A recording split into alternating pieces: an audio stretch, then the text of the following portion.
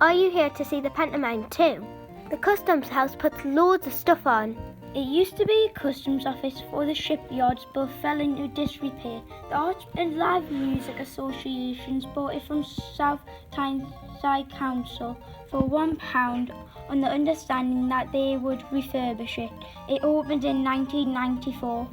It was South Shields' first new theatre and cinema for 12 years. South Shields has a rich history of theatres and entertainment.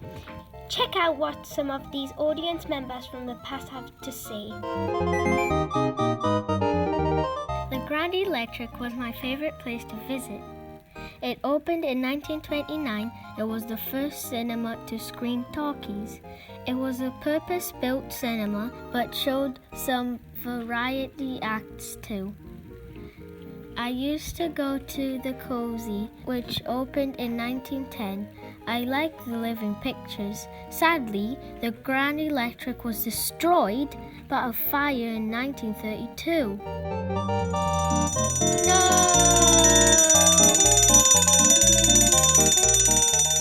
My favourite theatre was the Queen's Theatre. It opened in 1913 on Mile End Road. It had cinema variety, music, magic shows, and even mind reading. It could seat 1,700 people. Cinemas and theatres were closed during World War II, but reopened in order to keep up people's spirits. In April 1941, an air raid took place in Riverside, which destroyed the Queen's Theatre and much of Mile End Road.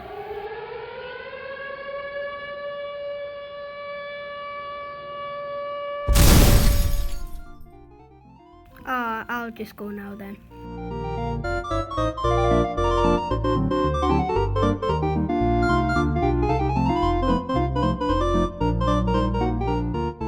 Pier Pavilion was originally a seaside shelter. Councillor Aaron Gompertz was keen to replace the Queen's Theatre, and the shelter was converted to a theatre in 1949. It had repertory companies put on various theatre performances, plays and pantos. Aaron Gompertz wasn't impressed when the Pier Pavilion staged a 5.5-day piano playing marathon. He thought it lowered the cultural tone. In the 1970s, the Westovians Dramatic Society saved the theatre from closure.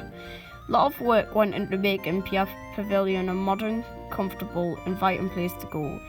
It still maintains high standards of performances, drama, comedy and pantos. Do you know the Theatre Royal was my favourite theatre? It opened in 1866. It was an imposing building. It could seat up to 1,500 people. It was impressive. Charles Phipps designed the interior. Performances began at 7:30 p.m. and you'll get to carriage home from 10:30 p.m. We had a theatre box. It cost £1. We didn't want to sit in the stalls with all the riffraff. We once came to see Lydia Howard. She performed in front of Queen Victoria, you know.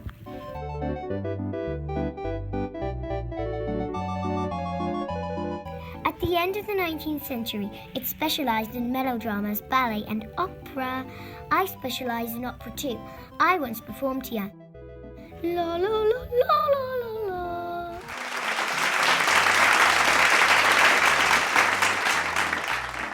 Sadly, the Theatre Royal struggled to compete with other theatres and cinemas. And in 1934, it became a Marks and Spencer's.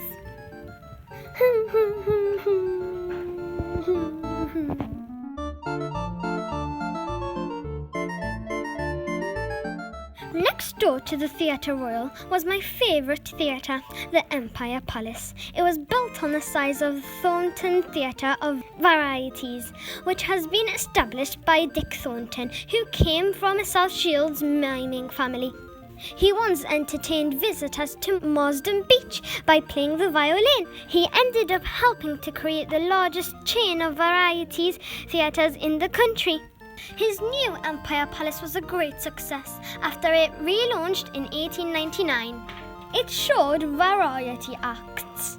I saw George Formby Sr. there, and my brother saw Charlie Chaplin there before he went to Hollywood. Houdini was there too. He escaped from jail cell in the old police station. Sometimes audience members threw things if they didn't like the acts. It closed in 1933 and later became a cinema.